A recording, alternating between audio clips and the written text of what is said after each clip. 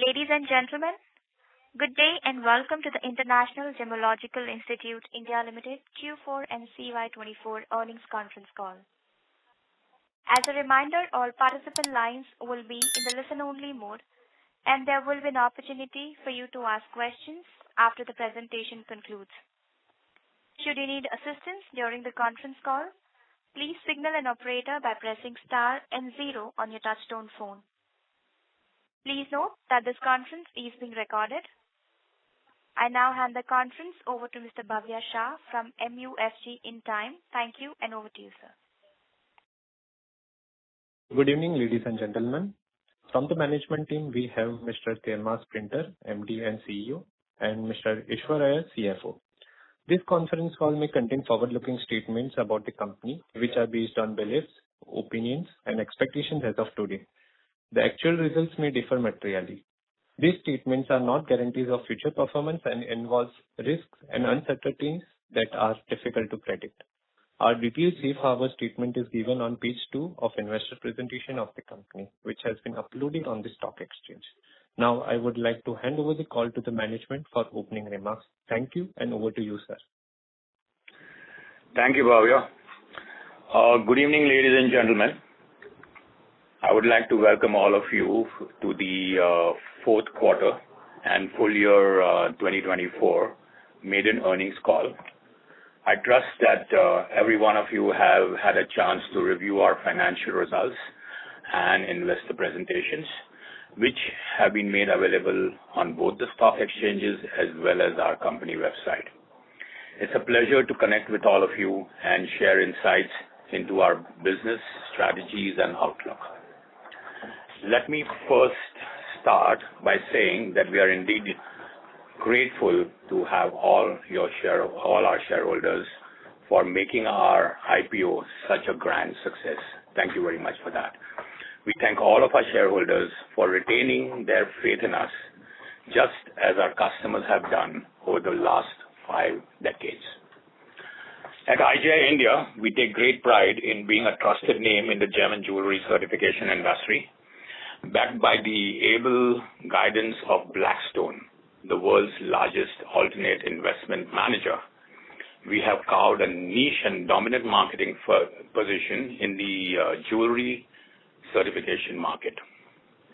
As the world's most trusted brand in jewelry certification, our mission is to ensure integrity, accuracy, and consistency in grading, empowering the jewelry ecosystem with confidence and transparency.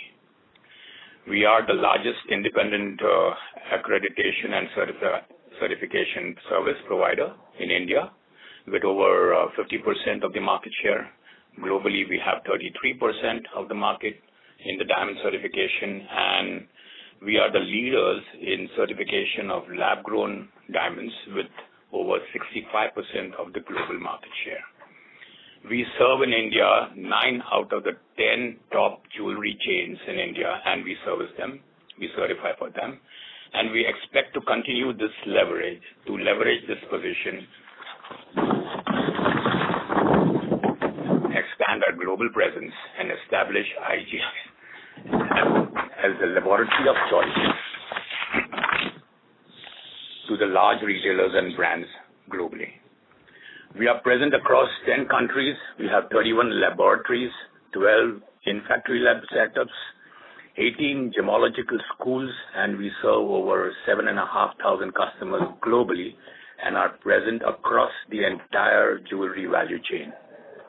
Our multiple services are in delivery formats such as the IGIL laboratories, in-factory laboratories, mobile labs, strengthening our customer relationships and driving a distinct advantage for the company. Our IGIL School of Gemmology provides us with distinct advantages that help us drive the brand awareness, expand market opportunities, and acquire new customers. Let me now give you a brief understanding of the industry to help you comprehend the immense growth opportunities which lie ahead of us. The global diamond and jewelry gemstone industry is undergoing a significant transformation driven by ever-evolving customer preferences, technological advancements, and increasing demands for certification. The retail diamond jewelry market is poised for a steady growth, fueled by rising disposable incomes, expanding middle-class consumers, and the growing appeal of diamonds as an investment and luxury purchase. One of the most prominent shifts in the industry is the rapid adoption of lab-grown diamonds. Consumers today are more open to the alternatives that offer them accessibility, affordability, while maintaining their aspirational values. Lab-growns have seen increasing acceptance worldwide, and their share in the overall diamond market is expected to rise substantially in the coming years.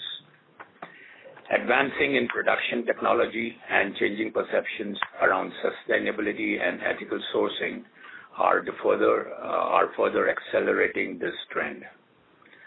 At the same time, certification is becoming an indispensable part of the jewelry ecosystem. As buyers become more informed and conscious of the authenticity and the role of an independent certification body has never been more critical than now. The demand for certified diamonds and gemstones and jewelry is expanding beyond the traditional markets, reinforcing the need for transparency and trust in the industry. Beyond diamonds, the market is also witnessing a greater interest in colored stones and contemporary jewelry styles. This is opening up new opportunities for certification and grading services. The gems and jewelry certification market has a very high entry barrier, with only a select few operating at a scale. IGI has built a strong reputation through its technical expertise, highly skilled gemmologists, deep-rooted industry relationships. India continues to play a dominant role in the global diamond industry, with a significant share in diamond processing, certification, and lab-grown diamond production. With the industry evolving at a rapid pace and certification becoming a key enabler for consumer trust, IGI is focused on strengthening its leadership position by expanding its presence, embracing innovations, and enhancing the overall customer experience. As demand for both natural and lab-grown diamonds continue to grow, IGI is strategically positioned to capture this immense growth opportunity ahead. As we step into the 50th year of the IGI operations, I'm very excited to lead the company into its next phase of growth. We look forward to a long-term fruitful relationship with our investors and shareholders as we forge ahead in our goal of value creation in a responsible and sustainable manner. We believe that this objective will be achieved only through credibility and trust. Both are the hallmark traits of IGI. With these thoughts, I will conclude my discussion and hand over the call to IGI CFO, Mr. Ishwar Iyer, to discuss about the 2024 results. Thank you. Thank you, Temas, and good evening, everybody. Thanks for taking the call and also taking the time out on a busy Friday evening. We are pleased to have this call, making our first discussion on the financial results since the company went public. As you may know, our company operates on a Jan to December reporting cycle, and we are excited to present the financial results for the calendar year 2024. In line with what was disclosed in the RHP, we are pleased to inform that IGI India has completed the acquisition of both the legal entities that was mentioned in the document. The IGI Belgium and the IGI Netherlands entities have now become subsidiaries of the India entity for a consideration of 1345 crores in December 2024. This is in line with the conditions in the RHP on the utilization of the 1300 crores of the primary proceeds towards this acquisition. We are therefore pleased to place on record that for the first time, the company will be placing the financial performance of the consolidated entity along with the standalone financials for India. We are happy to inform that the company is making significant progress towards meeting its strategic objectives of being the best-in-class certifying body for the gems and jewelry industry. Coming to the consolidated performance, I am pleased to share some very exciting updates regarding our group's performance. On a consolidated basis, we have achieved a significant milestone of surpassing the 1,000 crore barrier or 1,000 crore hurdle in revenues for the year. Specifically, the group reported a revenue from operations of 1,053 crores and a total income of 1,088 crores, reflecting a robust 20% growth in revenues. In alignment with our revenue performance and our commitment to efficient cost management, we are proud to announce a profit before tax of 585 crores, which marks an impressive 29% increase over the previous year. This has also led to notable improvements in our PBT margins, which have risen from 55.6 in 2023 to 50.7. Sorry, 55 is risen to 55.6 in 2024, up from 50.7 in 2023, representing a 500 basis point improvement. Furthermore, our profit after tax for the year stands at 427 crores, also reflecting a 29% improvement over the same period last year.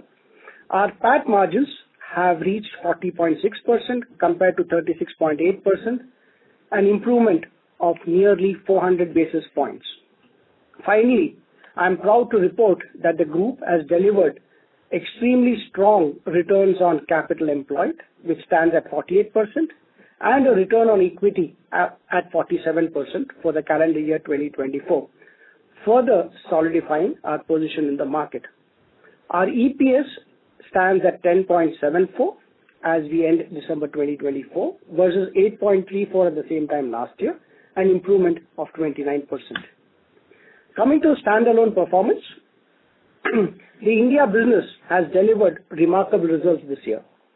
We achieved revenues from operations of 785 crores, with a total income amounting to 817 crores, which is a significant jump of around 26% over the previous year.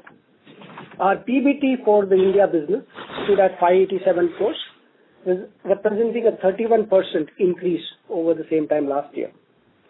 This has resulted in the PBT margins improving significantly. We stand at 74.7% PBT margins, which is a 400 basis point improvement over 2023. Our PAT stood at 439 crores, which is again a significant 33% growth over the PAT that we reported in 2023, representing a 55.9% margin, which again is close to a 400 basis point improvement from a PAT standpoint. Finally, I am proud to report that India has delivered strong returns on capital employed at around 70% for India and a return on equity at 68% for the calendar year 2024. We are thankful to all our partners who has enabled the company to deliver such strong results, and we continue to be optimistic for the future. Thanks for taking the time, and we are now open for questions. Thank you very much. We will now begin with the question and answer session. Anyone who wishes to ask a question may press star and 1 on their touch-tone telephone. If you wish to remove yourself from the question queue, you may press star and 2. Participants are requested to use handsets while asking a question. Ladies and gentlemen, we will wait for a moment while the question queue assembles. We take the first question from the line of Kunal Sharma from ST Capital. Please go ahead. Yeah, hi. I hope I'm audible. So first of all, congrats on a good set of numbers. So sir, wanted to ask on your acquisitions that how is the performance of these two entities, Belgium and Netherlands, and what synergies that are we getting in our Concall basis, and if we add all both these acquisitions, then what it would be going forward, be it in the FY26 and beyond then?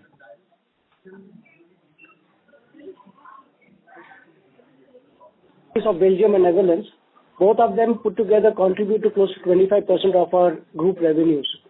Okay, one of the important aspects is in terms of building a one IGI business, which is basically leveraging the strength of the India manufacturing and polishing strength, coupled with the retail strength that IGI possesses because of its presence in some of the key markets of China, US, or for that matter in the Middle East. So put together, both these businesses have been delivering exceptional results over the course of the last 2 years. The Netherlands business has actually delivered 20% revenue growth. Again, and profit after tax, again, we've seen some close to 100% growth in the Netherlands business. We've had some headwinds in the Belgium business. Again, that's driven by the war that we are seeing in Europe, coupled with a little bit of macroeconomic slowdown in the market. While we are optimistic about both these businesses, we are hoping that the war settles down quickly enough for these businesses to bounce back. Okay. So when it comes to lab-grown diamonds, so just wanted to understand in India, however, it's an emerging entity. So, and how is that performing out in India as well as in the opportunity that are we seeing in the export market as well? See, where lab-grown diamonds is concerned, this is a new disruptor and it's an emerging segment. And we have harnessed, IGI actually has today 65% of the global market share of lab-growns. Okay. And India is also the center of polishing. The full 9 out of 10 diamonds are cut and polished in India. So, India is the polishing center. So India has, for the many last decades, have been doing 9 out of 10 or now 95 out of 10, 99.5 out of 10 polished and cut diamonds in India itself. So we have taken a strong hold, and what lab-grown offers today is a very affordability scale of diamonds. Both are diamonds, and both are complementary and supplementary to each other. And lab-grown gives you more affordability. So diamonds are becoming more affordable. So the consumer base is fast expanding, and new consumers are coming into the business. And depending on their economic conditions, they will go in for different diamonds. Okay. So, sir, follow up on the lab-grown side. See, anyways, this entity is now emerging. But going forward, once it become a mature, would you really think the people would require the certification when it comes to a lab-grown? It become a volume-oriented product, I would say. So, would that be a threat to our business as well? No, good question. But in fact, certification becomes more important because, we have to, the laboratory like IGI identifies the origin of the diamond. It gives you the basic origin, which means whether it is earth mined or lab grown or man-made. So that is the most important factor that is gaining grounds today. And, if you see around 1.5% to 2% of the Earth's population used to buy diamonds, and that is all natural. With the affordability and the sustainability factors of lab grown, this percentage over the next few years is expected to grow to 5, even 10%. So what's happening is the consumer pie is fast, exponentially expanding, and certification becomes a hallmark for a diamond. And IGI is very well vectored into this, positioned into this space. So at what percentage that we hold in the sense in the lab-grown diamond in India, what it would be, how much is the percentage and what percentage this particular sector is growing? See, the lab-grown diamond jewelry also is more readily accepted in the West, and India is us gaining grounds on this, and we will see an uptick in the Indian industry also. Okay. And the last question from my side. Since we are growing at 30-35% of the earnings growth and the top lines is quite good, and we have closed the calendar year. So what are we targeting and what's our outlook on that particular front? into a statement at this point in time. But what we must all understand is, and just to add to what Temas just mentioned, that we are at an inflection point as far as lab-grown diamonds goes. We are, again, what Temas did mention, that in the initial phase of the last 2-3 years, there is a significant traction that the LGD segment has gained in the US markets. And over the last 6-8 months, we are starting to see a lot of customers in India starting to adopt or adapt to the changed environment as far as diamond goes. So the lab-grown jewelry segment, which is very critical, considering the size of the middle class in India, coupled with its affordability factor, I think we are just at the tipping point as far as lab-grown jewelry growth in India is concerned. So we remain extremely optimistic for the future, and as we've been, as Temas did mention, we are just at the beginning of what should be a very good run over the next 3 to 5 years. Okay, thanks. Thank you. Before we take the next question, a reminder to all the participants, please limit your question to 2 per participant. The next question is from the line of Sheila Rathi from Morgan Stanley. Please go ahead. Thanks for taking my question. Hi, Temas. Hi, Ishwar. Hi, Sheila. So my first question was just to understand the India business better this quarter. The growth rate seems to be at 3% on a year-on-year basis. So if you could just give us a better understanding, how should we read this particular quarter in terms of numbers? And, some flavor on, the segmental trend with respect to, what was the demand with respect to certification of natural diamonds, lab-grown diamonds. I think that will be helpful. That's my first question.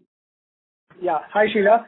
Okay, a very interesting question, as always. So, we've had, this was the Diwali quarter, and we had an extremely robust October, where, there's been a massive ramp up of certification and also inventory from a jewelry standpoint or from a loose stone standpoint. So our October performance was extremely strong. What followed in November, and it's normally the case, most manufacturers and growers actually shut shop for 10 days, but we had an extended holiday this year in November. So a lot of factories were shut for between 15 to 20 days this year. I think it's a good thing from a different perspective that, the shutdown probably enabled the industry to therefore manage their inventory levels and therefore, not build in further pressures on pricing, etc.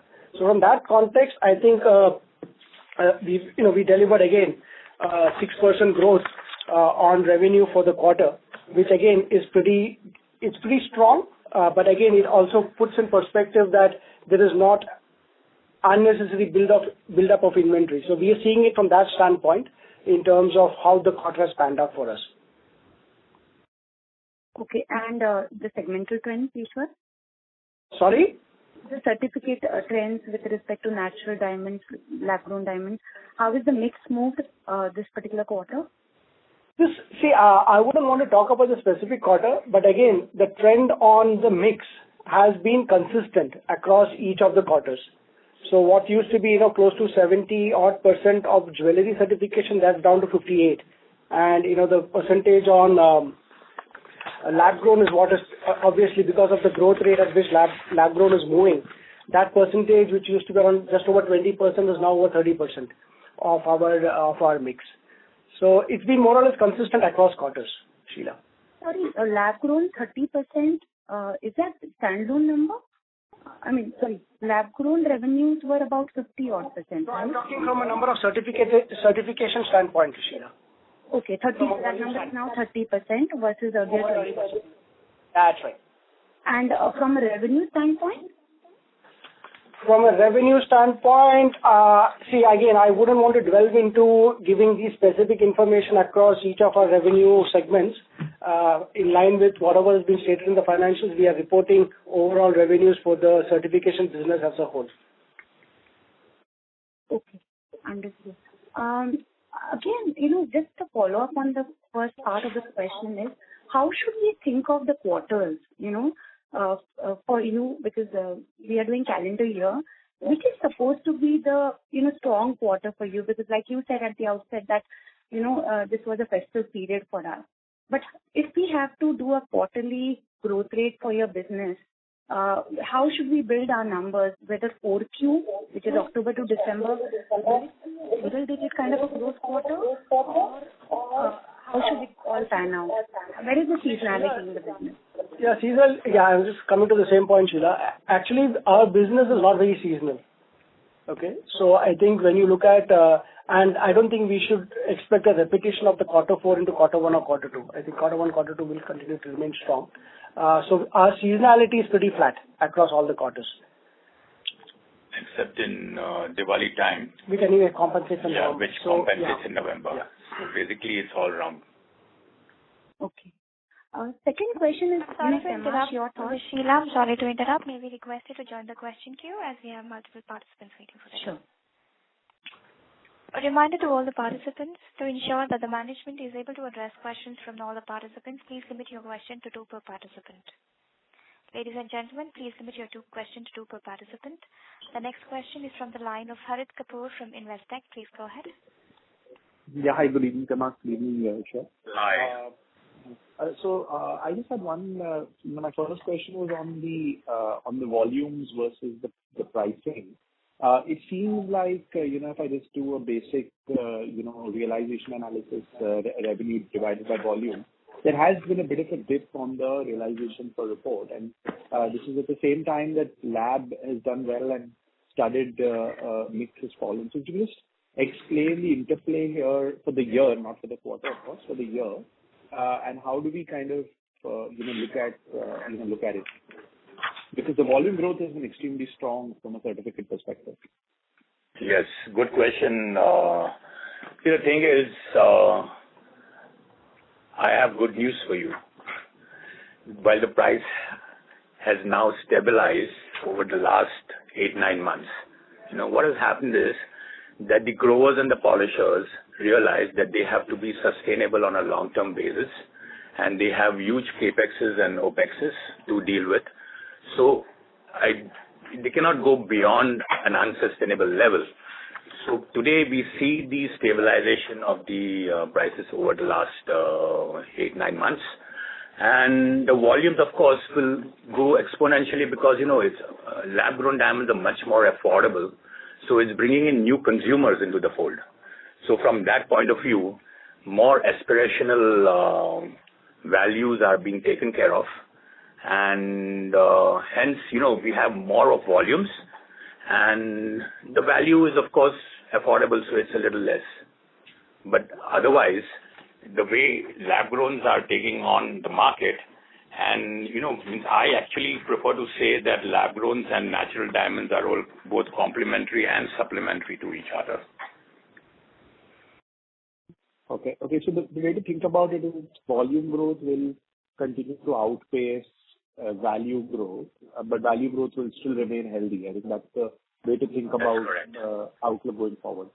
Okay, and the second, thank you. And the second thing is on, just in continuation to Sheila's question.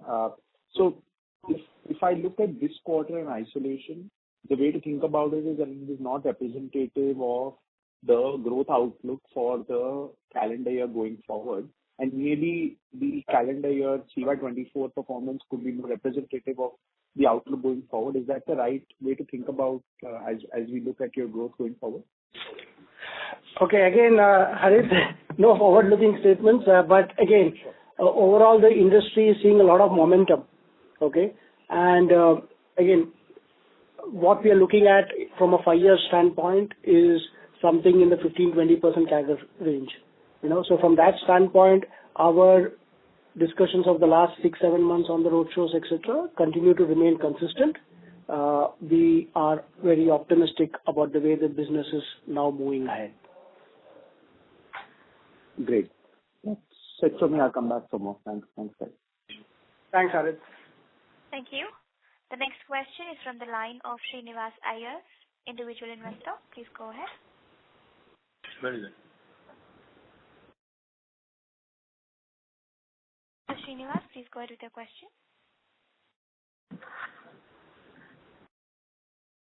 Looks like the line is disconnected. We move on to the next participant.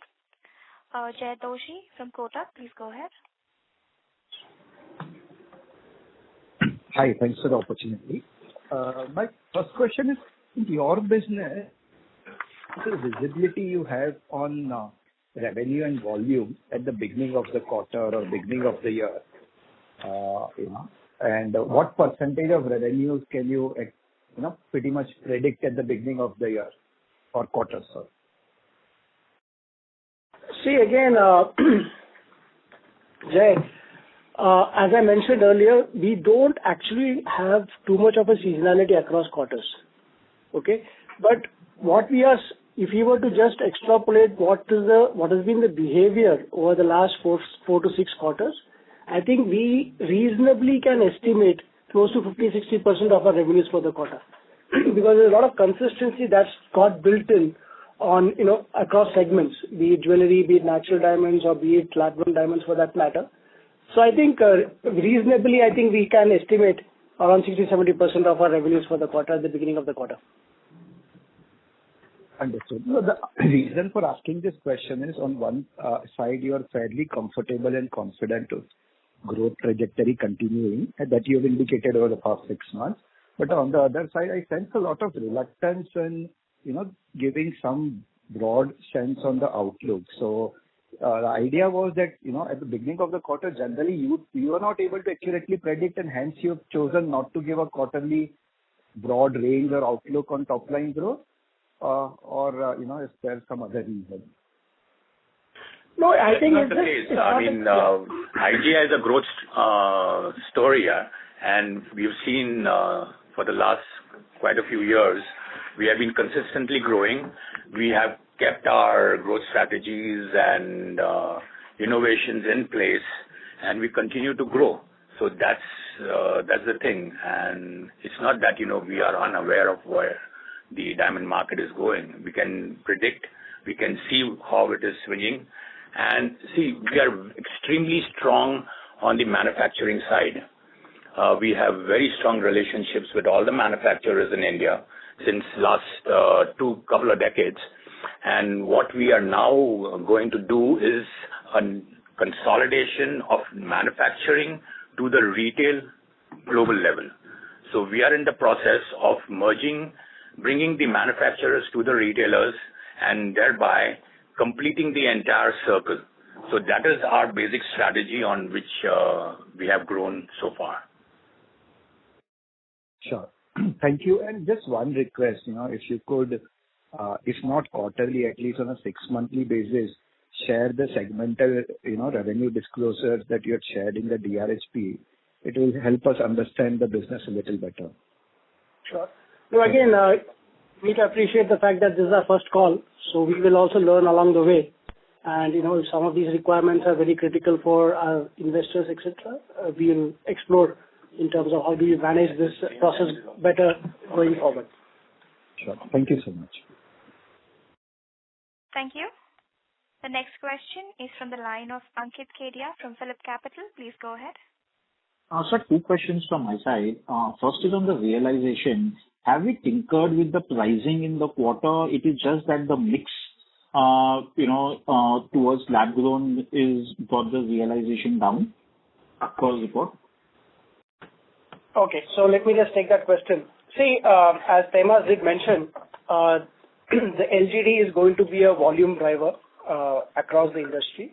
And along with volume, obviously, as we scale up, there are standard pricings, etc., that we have with our factory growers. And depending on the volume that they do with us in a particular month, there are certain volume-led discounts that we offer to our customers. So that is going to be the context in which we have to look at these numbers. There is, with significant ramp-up of volume, there are going to be some discounts that we will therefore have to cede to some of our customers. So I think that is the context in which you should look at the growth, which is, from a volume standpoint as well as the revenue standpoint. There is obviously a slight trailing of the revenue growth versus the volume growth, driven by the fact that we've seen exponential increase in volumes. The other factor is the increasing demand for lab-grown jewelry, which is right now in its nascent stage, and it will vector up very rapidly because, it becomes diamond jewelry rather, becomes more affordable to the middle class people across the globe, especially in India, and that will also ramp up our volumes as well as revenues. Sure. My second question is, one side you mentioned that the growers took extended holiday because they wanted to control supply and maintain pricing, while at the same time you said over 6 months the prices have stabilized. So why did they take extended holiday in November if the prices are stabilized since last 6 months and they wanted to control supply? See, the thing is, it's normal for in the diamond industry to take a break depending between 15 to 20 days. It's normal. I mean, it's not abnormal. So every year, while we have a bonanza during Diwali time, the next 15 days are, where the factories are shut, there is a total slowdown. So it sort of equates each other. So that quarter equates between November and October. My only question is that, in the initial remarks you mentioned that because they wanted to control supply and pricing, they took an extended holiday. And last year it was only 7 days, this time it's 15 odd days, right? Around 10 days extra. So why the extended holiday this time? No, I think it is more of what we are assessing internally in terms of, probably an extended holiday to manage their inventory cycles rather than, build it up unnecessarily. So that is our assessment in terms of why people have taken an extended holiday in November. And what happens is, because of this, there is a price stabilization. Because, excess polished will tend to lower the prices. So, I think all the manufacturers must have taken a decision to because the prices have been stabilized in the last several months. So I think they wanted to keep that into account. Yeah, keep that going. Sure. And my last question is, I saw some television ads, targeted towards B2C customers for the retail, what you spoke of. So just wanted to understand that strategy of yours more in detail. Why have you started ads towards consumers so they go and ask for IGI certification? Is that so critical given the price where it is of IGI? See, the thing is, we want to increase our brand salience, and we've gone ahead with that. We've been largely marketing it in a B2B manner, business to business, and now we are going forth in marketing it to B2C customers. See, the thing is, lab-grown is a new entity, and we want to create enough awareness regarding the affordability as well as the different applications where you can buy it. And the origin as well. And the origin as well. And the origin. So all these factors, we thought that, it'd be nice to create brand salience. No, again, just to, complement whatever Tehmasp just mentioned, I think one of the key strategic pillars for the organization for the next 3 to 5 years is to make significant investments from a marketing, brand salience, brand building standpoint. So from that context, there's been infusion of talent within the organization at senior levels to therefore execute the strategy to improve the overall context in which IGI operates and the purpose for which IGI, what purpose IGI serves, and how are we therefore going to communicate this more effectively with the consumers at large. So it's a well thought out plan. It's a strategic imperative for us to therefore build on the legacy that we have created over the last 50 years to make this business far more scalable and therefore, just improve the context in which we operate in this industry. And thank you for your inputs on our advertisement. I will definitely let our advertising agency know that they have done quite a reasonable job. Sure, sir. Thank you. Thank you. The next question is from the line of Pratham Jain from Quantum AMC. Please go ahead.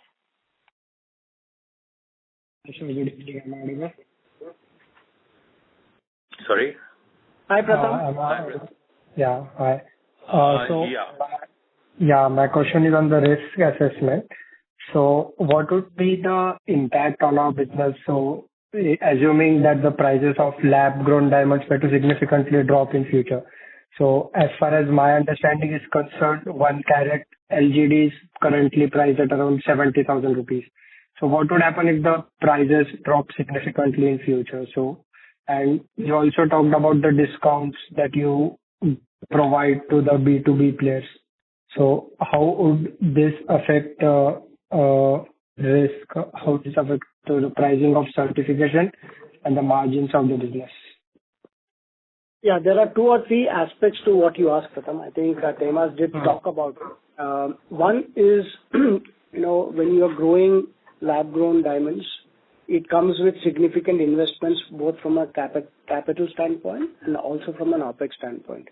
A manufacturing facility today employs close to 3,000-4,000 people, not to mention about the significant capital infusion that is required to set up a facility. So and there is an element of an industry analysis that we did during our pre-IPO days, and there is a section specifically, provided to assess in terms of what is the ROI that the growers currently enjoy, considering the fact that lab-grown prices have actually dropped over the last 2 years. So that point is well made. We all are aware of the impact of pricing that has gone into this industry in the last couple of years. But, what we have to also understand is in the last 6 to 9 months, we have seen significant stability, because we understand that anything lower than what prices people are offering today is not something that is sustainable in the long term. So from that context, that correction has probably happened till April, May of this year. Earlier you have mentioned that because of the restricted supply, the prices have stabilized. So what would happen if the supply comes into the market and the prices crash?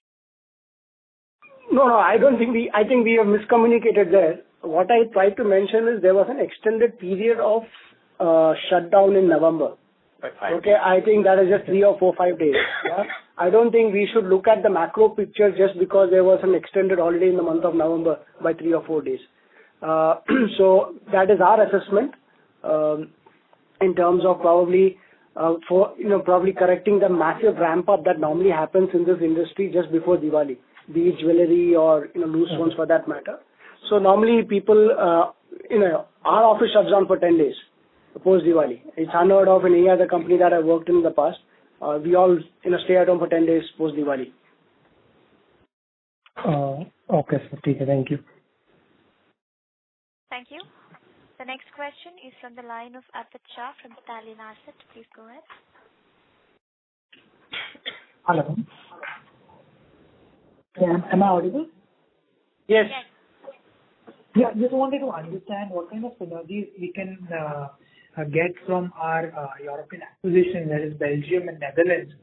Because if I see the employee expenses in Netherlands and in Belgium, they're typically very, very high compared to our Indian operations. So what kind of synergies, benefit we could start seeing from our European operations? Would we be outsourcing some of the employee costs to India? How should we look at that in the next, let's say, 2 or 3 quarters?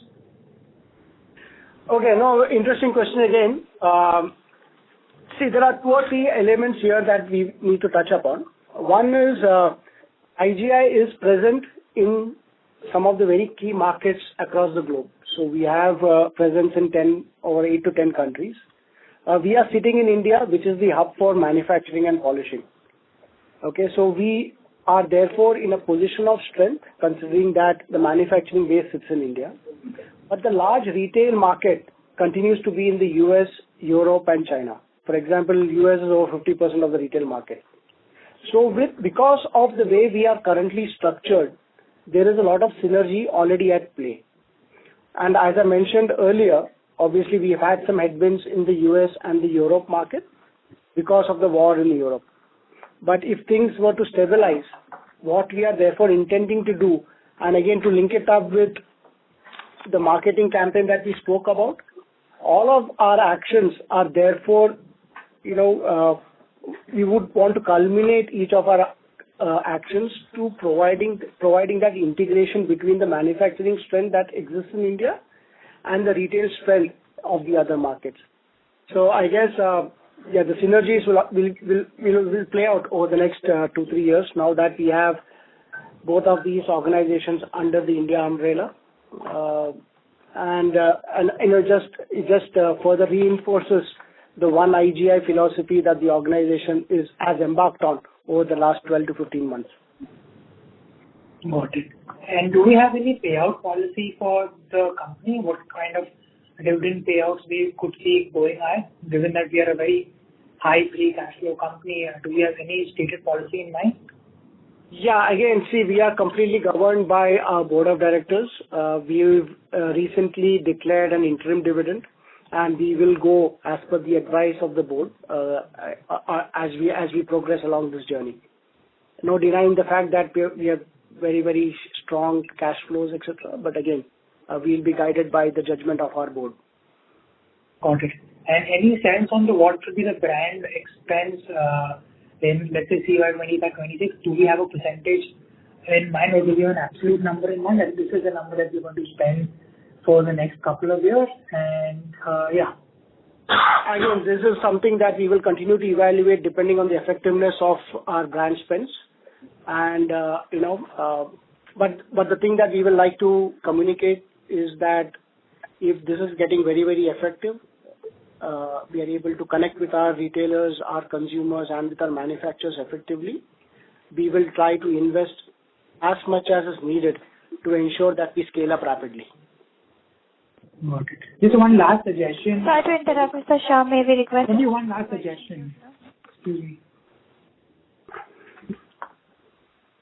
The next question is from the line of Naitik from NV Alpha Fund. Please go ahead. Hello. Hi, sir. Thanks for taking my question. So my first question is, can you please give us the breakup for the full year between certification and other revenues for the full year? Okay. See, we actually have largely two segments in which our revenue is flowing. We have certification business, and then we have a education vertical. The education vertical is our starting point or our foundation before we enter new markets. It is not a revenue spinner, but it is very critical for us to establish our presence as we get into newer geographies. Okay, so our education business, I think, contributes between 2 to 3% of our revenues, but majority of our revenues comes in from certification business. Right. Okay. And the breakup for, in terms of certification for the full year between lab-grown diamonds and natural diamonds and other gems? Again, in the interest of, this being sensitive from a competitive standpoint, we must understand that we are the only company in this space who are listed in the markets. We would therefore want to keep some of these information confidential in the interest of commercial expediency. Okay, sir. No problem. Also, sir, my another question is, you have seen your margins expand because of your other expenses during the quarter reduce significantly versus last year, same quarter. So where has this savings come from? If you could just allude to that. So, see, we have done a bit of restructuring in some of our markets, okay, and that is the reason why we are seeing some efficiencies from a cost standpoint in this quarter. I think that is sustainable into the future as well. We've taken some corrections from a organizational standpoint in some of our key markets. So that is one of the reasons for the optimization of expenses that you see during this quarter. That's right. So my last question is, what sort of losses is the Belgium entity making? Because, if I see your standalone profit versus your Concall profit, there's a difference. So if you could just give the amount of losses that Belgian entity is making for the full year. I think, our losses would be around close to $2 million when you look at the Belgium entity. That is driven because of the the headwind that we had this year, specifically resultant of the war in Europe. So in the previous years, it was profit making. Are you alluding to that? If not for the war, the entity was profit has been extremely profitable. The US market, as I mentioned, is the largest retail market in the world. Yeah, so 55% of the world's business from a retail standpoint happens in the US. So from that context, these are extremely profitable businesses, and of course, these are hopefully things settle down in the near future, and we get back to the good old glory days. Okay, sir, that's helpful. Thank you. That's it from my side. Thank you. We take the next question from the line of Angad Kardare from Sameeksha Capital. Please go ahead. Hi, thanks for the opportunity. Our first question is a small bookkeeping question. Our other financial liabilities and the financial assets has seen a huge discrepancy over the last 1 year. Can you just throw some light on the same? Can you just explain that to me, please? So the other financial liability has decreased from around 1390 crores to around 170 crores. And other financial assets has increased from 15 crores to 450 crores. So can you explain this? Can you just throw some light on this? That will be helpful. Just give me a moment. I can't correlate to this number. Just give me a minute.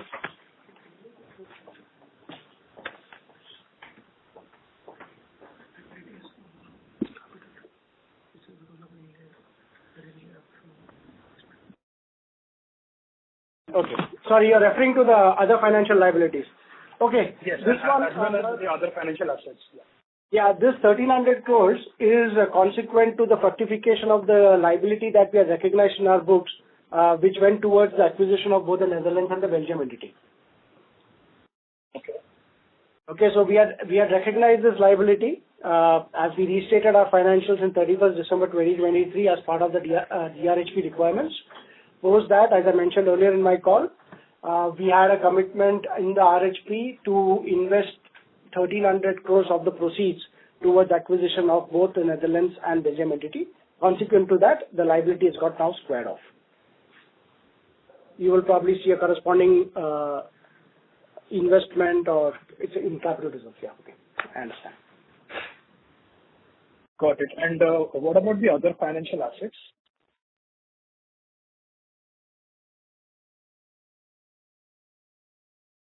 Hello. This other financial assets, again, see, I think you have to see it in totality, the other financial assets plus cash and bank balance, etc. There is obviously an increase across all these lines consequent to the cash that has got generated in the business over the years, over the last 12 months. Added to that is the fact that out of the IPO proceeds, we still have to expend some amount towards payment of IPO expenses. To that extent, there is this the cash is still lying in our books to that extent. Got it. Sir, our employee expenses is currently around 25% of total sales on a consolidated basis. Do you see this number, with the efficiency that you're talking about going down maybe in the future as you maybe, let's say, shift some employees to India maybe or something like that? If you could throw some light on the same on your strategy over the next 2-3 years. Since you were also alluding that the margins may improve further. So that will help. No, see, there are two aspects here that we need to put in consideration. One is obviously India will continue to invest because the bulk of the manufacturing as far as lab-grown diamonds exists in India. So we will have to ramp up our capacity, and the only investment that we do in our organization is to get in people to start grading. So to that extent, we will continue to induct people so long as it's required to meet customer expectations from a service standpoint. And we are on a mission mode to ensure that we improve our customer experience. So while this is the aspect at play in India, what we need to since you're looking at the consolidated results, obviously we have a slowing down of revenue growth in the US and Belgium market.